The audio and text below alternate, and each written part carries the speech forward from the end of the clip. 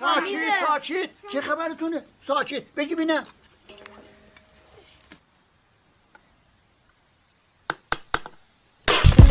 Assalamualaikum, halo Sobat Rebahan. Selamat datang di Rebahan 21, tempat paling nyaman buat kamu yang hobi rebahan sambil nonton alur cerita film seru. Hari ini kita bakal ngebahas sebuah film yang berjudul The Song of Sparrows, yang rilis pada tahun 2008.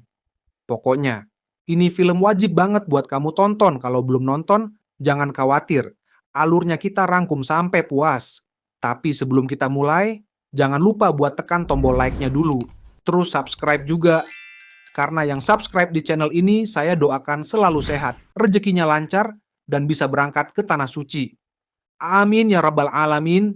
Jadi siap, ambil posisi rebahan paling nyaman, siapkan cemilan, dan mari kita mulai alur cerita filmnya. Let's go!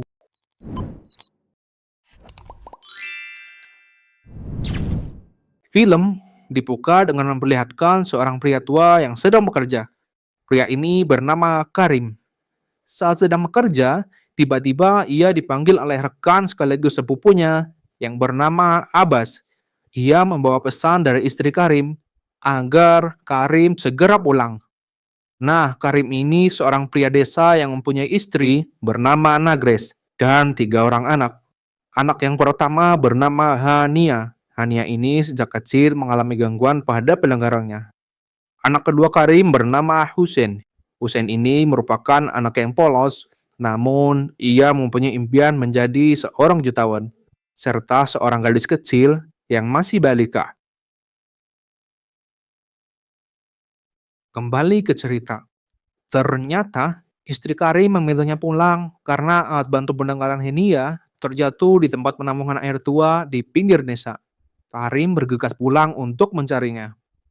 Sesampainya di sana, Karim melihat Hussein dan teman-temannya sedang mencari alat itu.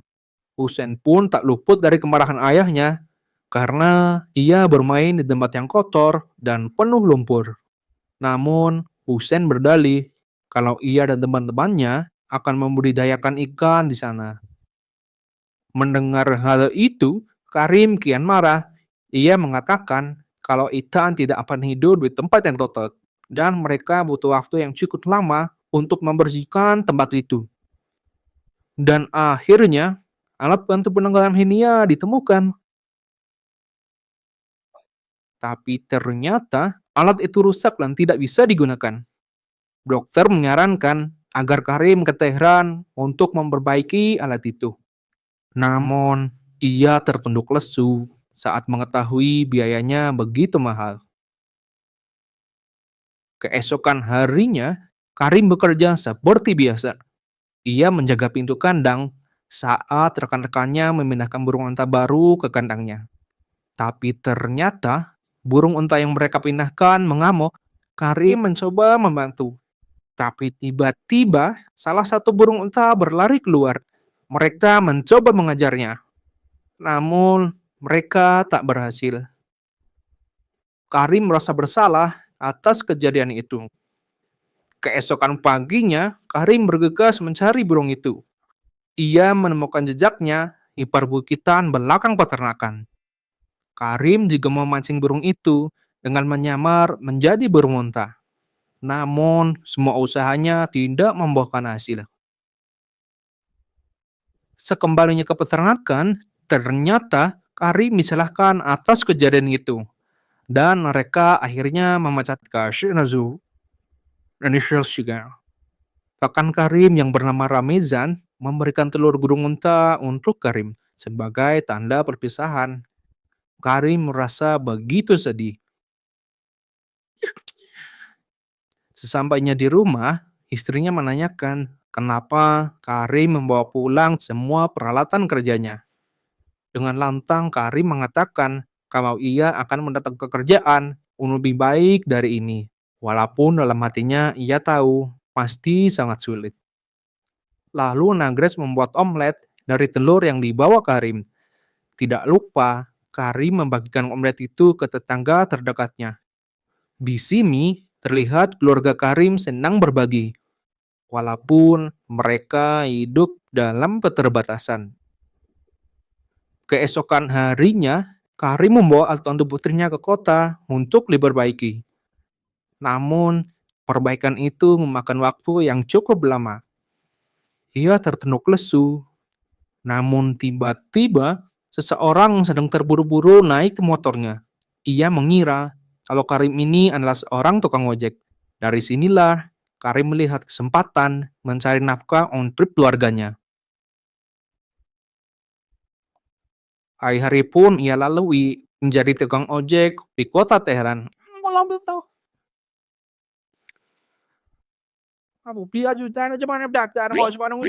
Tak lupa, ia juga memperbaiki motor tuanya. Ia bertemu dengan berbagai orang dengan karakter dan sifat yang berbeda. Hal ini mengubah sifat Karim yang murah hati dan jujur, dan mulai melupakan art untuk dengar putrinya. Setiap hari, Karim selalu mampir ke proyek pembangunan gedung untuk mengambil barang-barang yang tidak terpakai ke rumahnya. Ia menjadi lebih rakus. Di suatu hari, sepulang dari kota, ia mampir ke sebuah toko untuk membeli kebutuhan rumah. Tak diduga, ia melihat telur burung unta di toko itu. Seketika ia pun mengingat kembali burung unta yang lari dari kandang dan menyebabkan ia dipecat. Sesampainya di desa, Karim melihat Hussein dan teman-temannya sedang membersihkan lumpur di penampungan air tua di desanya. Ia pun begitu marah dan mengejar anak-anak itu. Tak hanya itu, di rumah Hussein juga dimarahi oleh ayahnya. Dengan polos, Hussein kembali berdalih kalau ia ingin menebar benih ikan di tempat itu agar suatu hari nanti ia bisa menjadi jutawan. Milyonermiş. Ağayı milyoner. Kar میکنه. آره ارباش چمت kar میکنه. Keesokan harinya, Karim yang ingin pergi ke kota bertemu dengan Ramazan. Mereka pun berbincang. Di sini, diketahui Ramazan akan berziarah ke Afghanistan untuk waktu yang cukup lama. Tak lupa, Karim menitipkan sedekah untuk masjid di sana. Sepulangnya bekerja, Karim terlihat sangat marah ketika ia mendapati Nagres memberikan pintu bekas yang ia ambil dari kota untuk tetangganya. Tanpa rasa iba, ia mengambil kembali pintu bekas itu. Ternyata, kerasnya kehidupan di kota benar-benar mengubah sifat Karim. Nagres pun begitu sedih.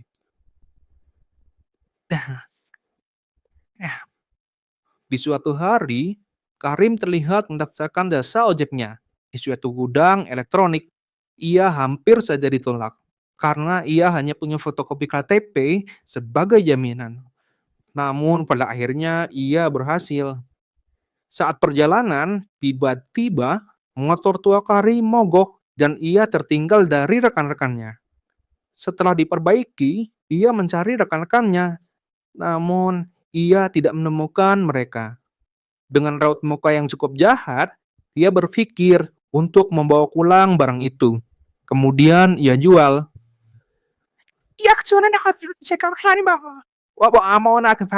Keesokan harinya, ia menjajakan barang itu. Namun ia tertunduk lesu saat ia melihat burung unta yang mengingatkannya kembali pada kehidupan di desa. Ia kemudian mengembalikan barang itu ke gudang elektronik tempat pertama kali ia mengambilnya.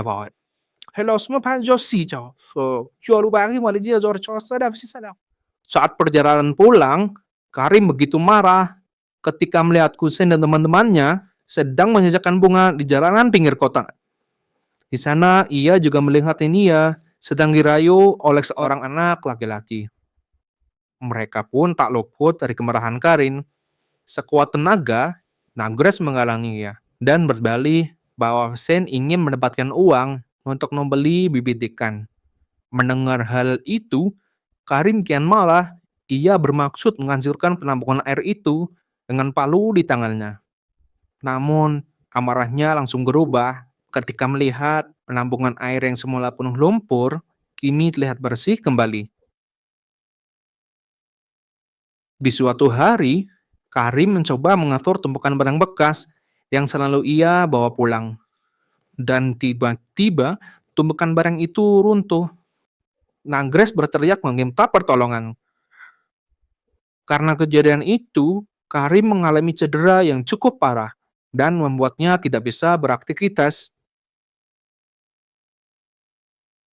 Selama masa pemulihan, Hussein mulai bekerja untuk meringankan beban orang tuanya. Hussein juga menyisihkan sebagian uang untuk membeli bibit ikan. Sedangkan Hinia merawat ayahnya dengan penuh kasih sayang.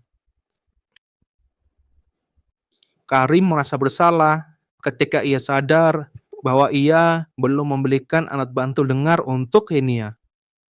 Namun Hinia berdalih kalau ia sudah bisa mendengar dengan baik. Tapi ternyata ia hanya berpura-pura agar ayahnya tidak mengkhawatirkan dirinya.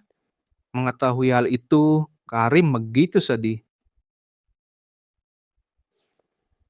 Keesokan harinya, Karim pergi ke dokter dengan menumpangi mobil ambas yang akan mengirim tanaman ke suatu tempat.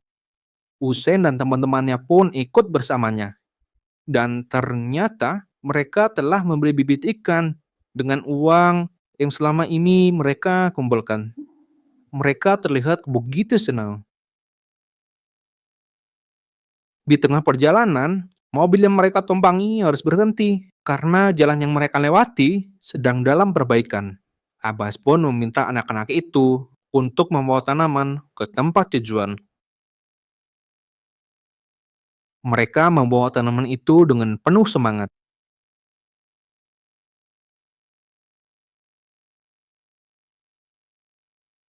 Tanpa diduga, tong yang berisi ikan yang mereka beli ternyata bocor. Mereka begitu panik.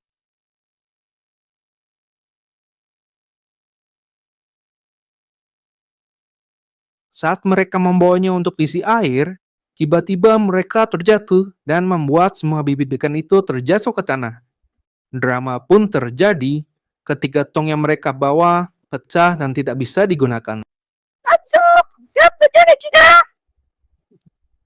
Tidak ingin melihat semua ikannya mati, Hussein terpaksa melepas semua ikan itu.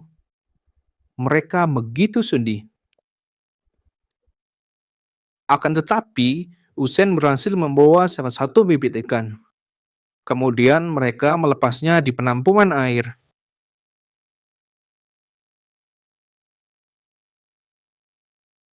Semakin hari, keadaan Karim semakin membaik.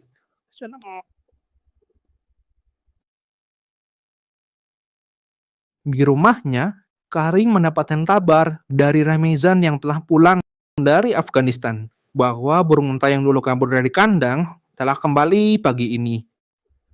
Mendengar hal itu, Karim kemudian pergi ke peternakan.